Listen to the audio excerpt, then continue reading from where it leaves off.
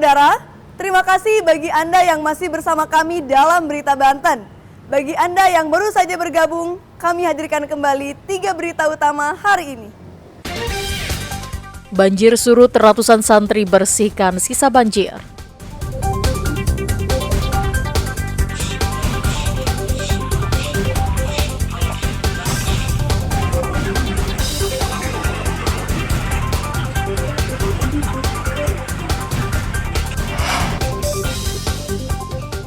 Polisi kembali tetapkan tersangka kasus korupsi Jalan Wanasari.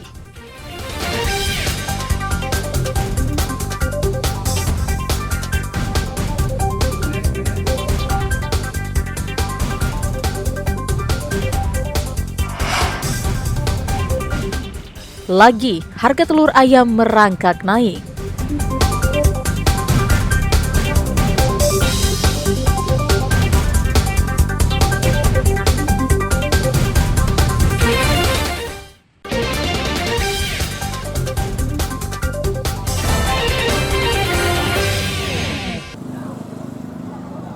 Banyaknya bahan plastik yang mudah terbakar membuat api dengan cepat membesar hingga membuat sebagian atap dan bangunan lantai 2 pabrik ini ambruk.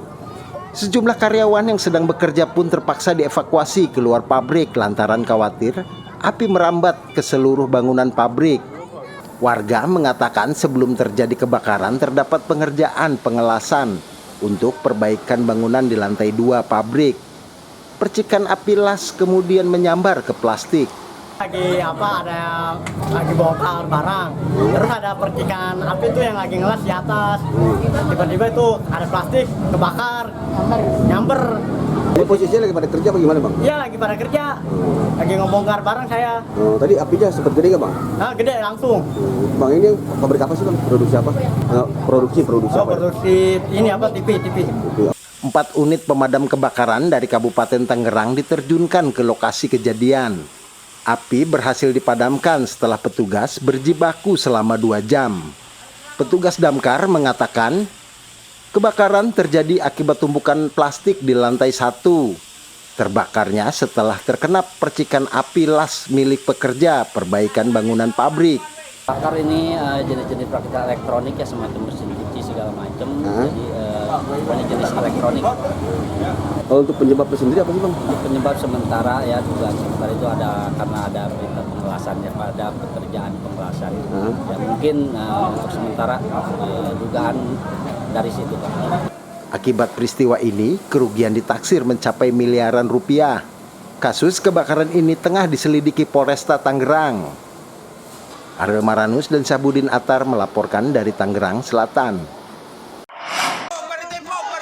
Pasca pengerusakan rumah oleh warganya di Kampung Ciwajik Masjid, Desa Kibin, Kecamatan Kibin, Kabupaten Serang, pemilik rumah berharap ada bantuan dari pemerintah desa maupun Pemda setempat. Pengerusakan rumah ini sebelumnya dipicu seorang pemuda yang diduga mengalami gangguan jiwa, mengamuk sambil mengacungkan senjata tajam. Hingga akhirnya pengeroyokan dan pengerusakan rumah pun terjadi. Kini rumah tersebut untuk sementara waktu tidak ditempati, mengingat seluruh isi rumah hancur dirusak massa. Di rumah tersebut sebelumnya ditempati 2 orang, yaitu ibu dan anaknya. Namun kini anaknya yang mengalami gangguan jiwa kini dititipkan ke Yayasan Rehabilitasi Khusus untuk Orang dalam Gangguan Jiwa atau ODGJ di daerah Pamarayan. Keseharian ibunya hanya berdagang nasi uduk dan gorengan berkeliling dari kampung ke kampung. Namun kini sudah tidak bisa berjualan karena rumahnya yang rusak parah, termasuk alat untuk memasak pun turut hancur.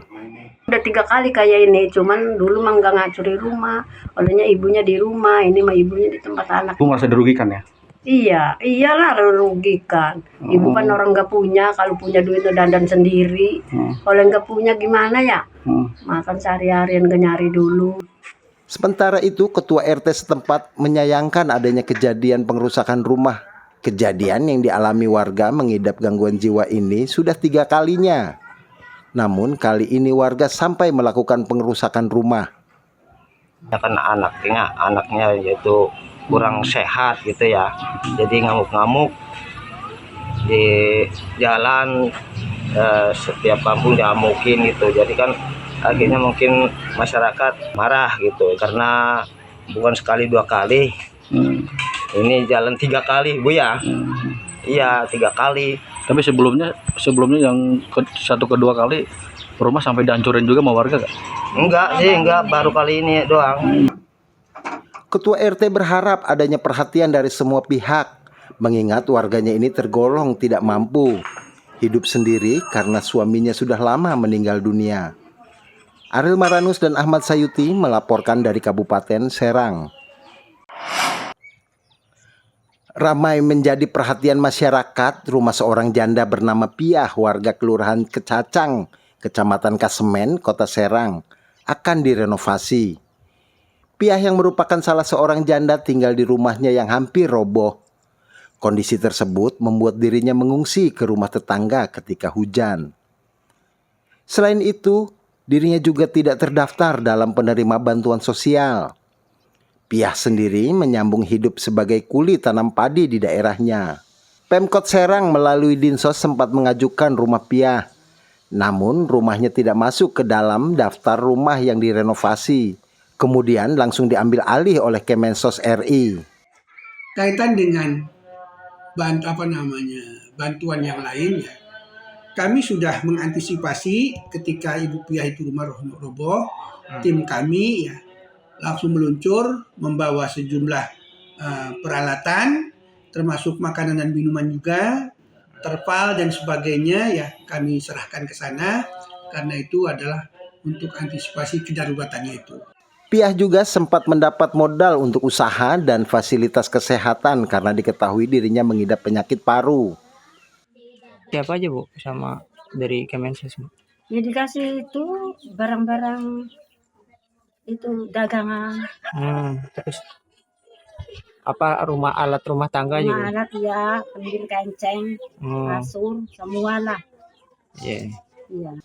Dinsos Kota Serang berdalih kasus Ibu Piah karena kurangnya pencatatan di kelurahan, sehingga tidak tercatat di data Dinsos. Ariel Maranus dan Fajri Munawir melaporkan dari Kota Serang. Informasi tadi mengakhiri jumpa kita dalam Berita Banten.